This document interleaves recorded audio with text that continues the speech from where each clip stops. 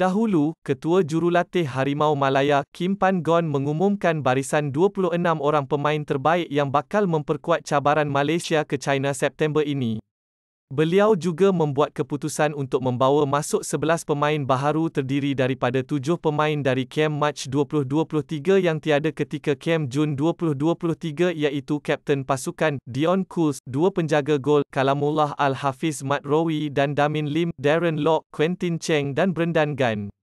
Malah, terdapat juga kepulangan pemain bintang seperti Nor Azam Abdul Aziz selain 3 pemain dari skuad Piala Mitsubishi Electric AFF 2022 iaitu Syarul Nazim Zulpakar, Sergio Aguero dan Nur Syami Izzuan Amin.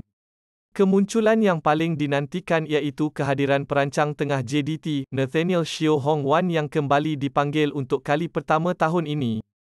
Pemain tengah Johor Darul Tazim JDT, Nathaniel Shio Hong Wan terpaksa melupakan hasrat untuk beraksi dalam 2 aksi persahabatan Tier 1 bersama Harimau Malaya.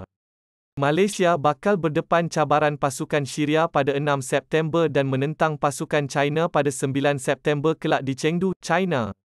Dalam satu kenyataan yang dimuat naik Persatuan Bola Sepak Malaysia (FAM) hari ini, pengendali kebangsaan Kim Pan Gon mengesahkan bahawa pemain tengah JDT itu terpaksa digugurkan akibat mengalami kecederaan. Kim Pan Gon dalam pada itu menyatakan bahawa penjaga gol Sabah, Damin Lim juga terpaksa disisihkan akibat kecederaan yang dialami. Penjaga gol KL City, Azri Ghani bakal menggantikan posisi Damin Lim sementara tiada pemain yang dipanggil bagi menggantikan Hong Wan.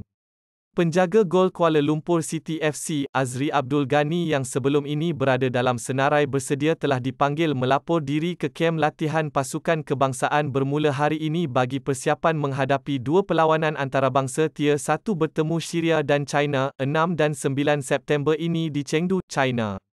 Azri akan menggantikan tempat penjaga gol Sabah FC, Damin Lim yang tidak dapat menyertai kem latihan pusat kali ini selepas disahkan mengalami kecederaan. Nathaniel Shio Hong Wan juga tidak dapat menyertai kem latihan pusat kali ini selepas turut disahkan mengalami kecederaan.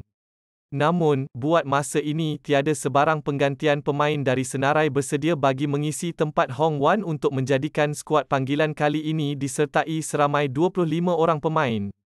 Semoga Damin dan Hong Wan cepat kembali sembuh dan seterusnya dapat dipanggil lagi pada kem latihan pusat Harimau Malaya yang akan datang, ujar Kim Pan Gon.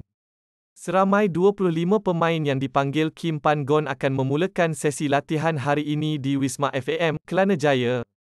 Kem Harimau Malaya dijangka terbang ke China 2 hari sebelum perlawanan iaitu pada 4 September 2023. ITTV, jumpa lagi. Oh